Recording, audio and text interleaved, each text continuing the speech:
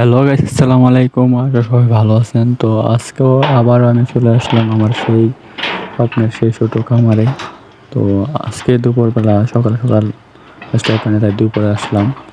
এসে দেখি মুরগিগুলো এক জায়গায় বসে আছে, কারণ খাবার নাই। খাবার যা দিয়েছিলাম সব শেষ হয়ে গেছে।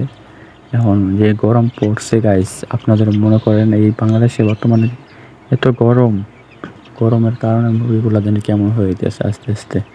তো দেখি খাবার নাই, তো আসলাম খাবার দিতে।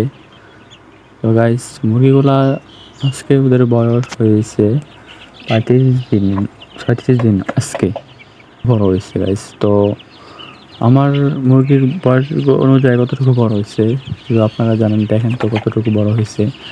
এবং গাইস আমার যে মুরগিগুলা, তো এগুলাকে ভ্যাকসিন দিচ্ছি 2টা, এবং যে ওষুধগুলো ব্যবহার করছি যে গরমকাল, আপনারা যারা নাকি দেশি মুরগি পালনের জন্য অনেক ইচ্ছুক, যা পালন করবেন, যে বাচ্চা কীভাবে পালন করতে হয়, তো এখন আমি যা বলি আমার অনুমতি, যে বর্তমানে যে গরম, দেশি মুরগি বাচ্চা পালন করার কোনো সমস্যা নাই। শীতের মধ্যে অনেক ঝামেলা, ব্রুডিং করতে অনেক দিন লাগে এবং ওদের ওষুধ ব্যবহার করতে হয়, কিন্তু গরমের মধ্যে এত কিছু লাগে না। তারপরও আমি যে ওষুধগুলো ব্যবহার করছি গাইস, আমি যতবার মুরগি পালন করি আমার মুরগিগুলো সবই ভালো ভালো ওষুধ ব্যবহার করা। কারণ আমার বড় ভাই একজন আছে, যে ওনার ফার্ম আছে ব্রয়লার মুরগি, তো ওনার কাছে পরামর্শ নিয়ে যে ওষুধগুলো ব্যবহার করি গাইস অনেক ভালো।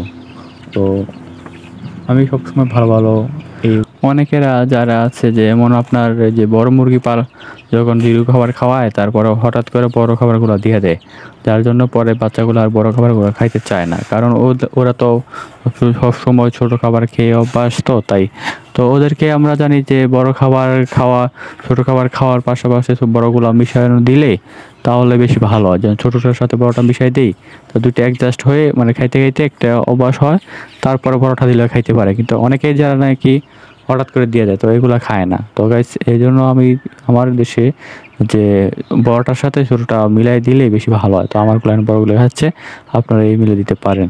তো গাইস আজকের ভিডিও এতটুকুই। আল্লাহ হাফেজ, আসসালামু আলাইকুম।